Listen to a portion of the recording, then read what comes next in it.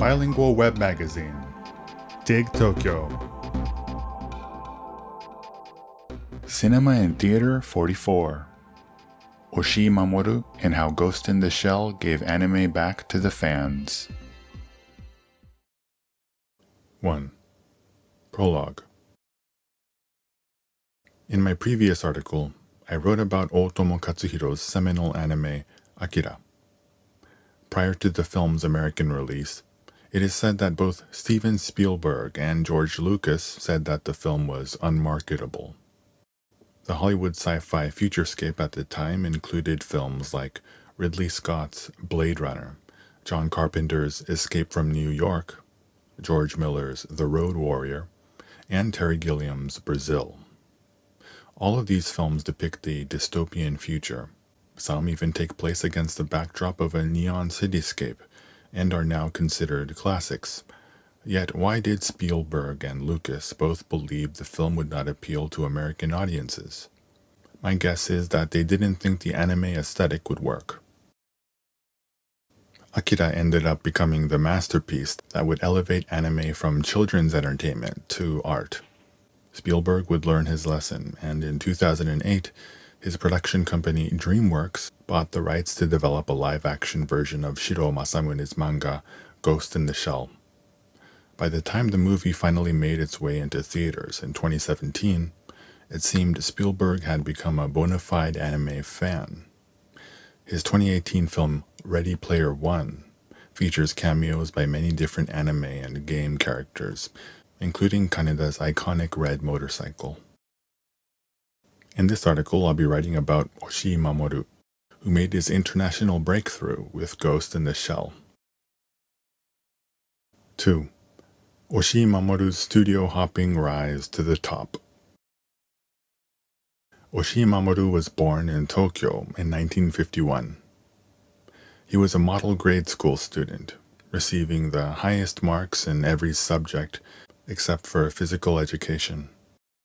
Things took a turn when he failed his middle school entrance exams, and in high school he would skip school and focus his energy on student activism instead. His truancy got so bad that during the summer of his senior year, his father staged an intervention and placed Oshii under house arrest. Oshii went on to attend Tokyo Gakuge University, where he became obsessed with watching and shooting his own movies.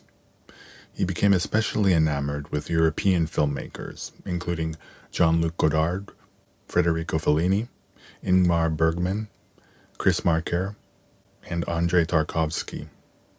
This influence would later drive Oshii to become one of anime's best-known auteurs. As he approached graduation, Oshii applied for jobs related to TV and video, but was rejected by his top choices, including TV Man Union and PIA. He ended up working a number of different media-related jobs for a year before he joined Tatsunoko Production in 1977. There, he began drawing storyboards for some of the studio's best-known anime, including the sci-fi gag anime Time Bokan and Yatama. For the latter, he would make his debut as an animation director. In 1979, Oshii transferred to Pierrot, an animation studio founded by former members of Tatsunoko Production and Mushi Production. There, he would serve as the chief director for the TV anime adaptation of Urusei Yatsura, which would earn him the nickname The Ratings Man. Between 1983 and 1984, he directed 2 Urusei Yatsura feature-length movies, with the second seeing him indulge in his more auteurist tendencies, integrating a time loop element into the story and dealing with themes like dreams and reality. In the early 80s, he would switch studios again and joined Studio Dean, where he directed Angel's Egg, a surrealistic art film that features a sparse plot and very little spoken dialogue. The OVA, original video anime, was released by Tokuma Shoten, with Suzuki Toshio producing. Oshii would then begin work on a new project along with Miyazaki Hayao and Takahata Isao. But the three would almost immediately encounter insurmountable creative differences, and the project would be cancelled. In the late 80s, Oshii joined the anime production team Headgear and served as director for the Patlabor series. Set in a futuristic Tokyo, the series depicts robots being used not just for police or military purposes, but also working industrial and municipal jobs. It was produced in the midst of the bubble economy, when the Japanese people believed that technological innovation would help solve social and environmental problems. Patlabor is also notable for being an early example of what the Japanese call media mix. Oshii made his international breakthrough with the 1995 cyberpunk anime Ghost in the Shell. Based on a manga of the same name by Shiro Masamune, it centers on Major Motoko Kusanagi, an augmented cybernetic human serving as a field commander of a fictional anti-cybercrime law enforcement division of the Japanese National Public Safety Commission.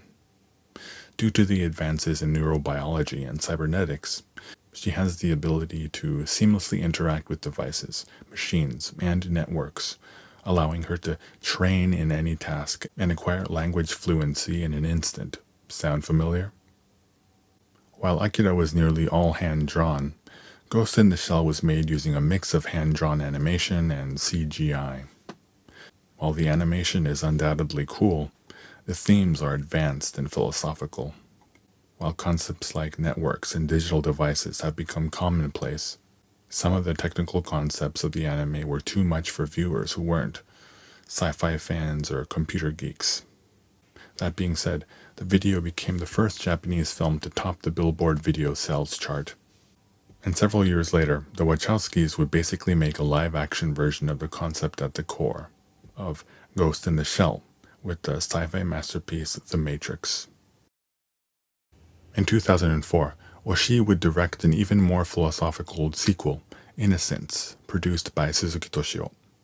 It became the first Japanese anime film to be in competition at the Cannes Film Festival. In 2007, he released the live-action anthology Tachiguishi Desu, which was shown at the Berlin International Film Festival. And in 2008, he directed the animated feature The Skycrawlers, which was in competition at the Venice International Film Festival. Oshii is the only Japanese director of animation to have shown films at each of the world's 3 most prestigious film festivals. 3. Hollywood's live-action Ghost in the Shell. The live-action Ghost in the Shell was many years in the making, but it finally arrived in 2017 to poor reviews and poor box office performance. Most everybody agreed that it paled in comparison to Oshii's animated film and was all style and no substance. Even before the film opened in theaters, it was clear the controversy surrounding the casting of Scarlett Johansson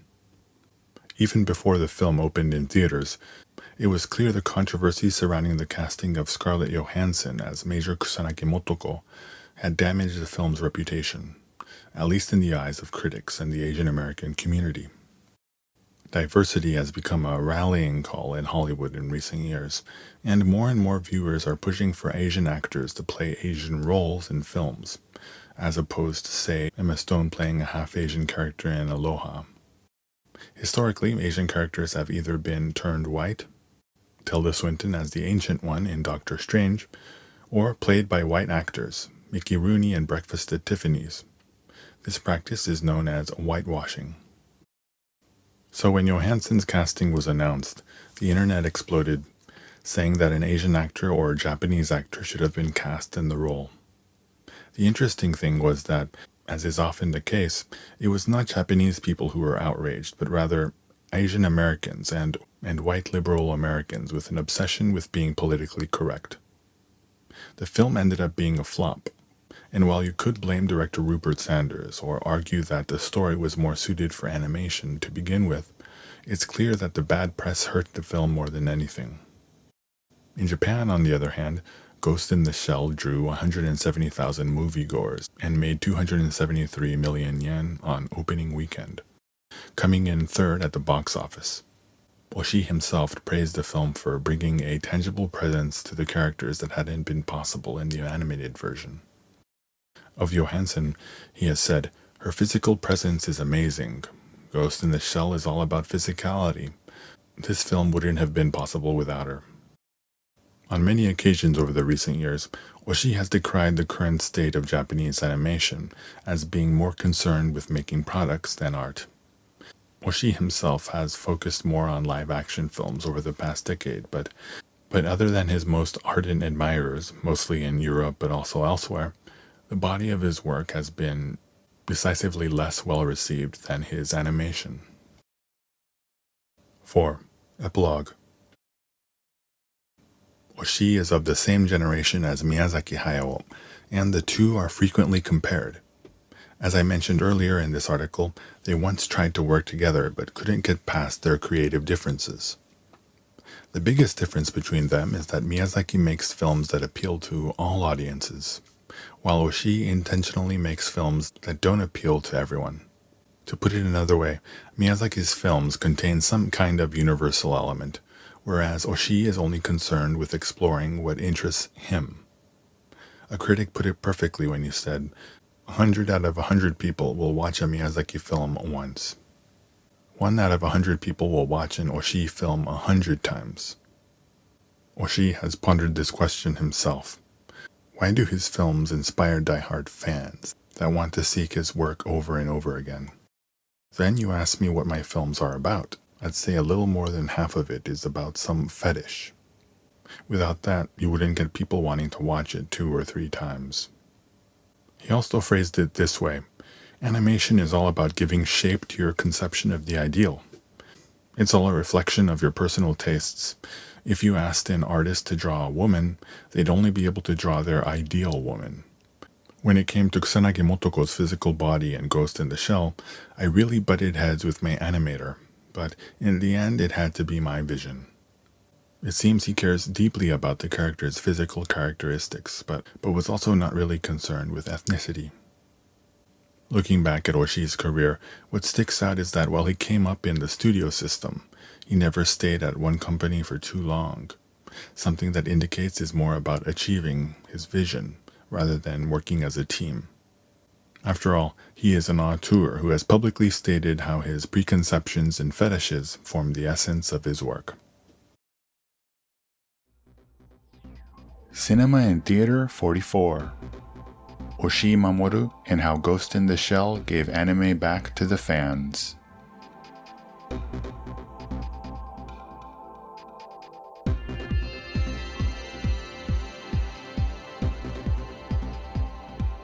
www.digtokyo.jp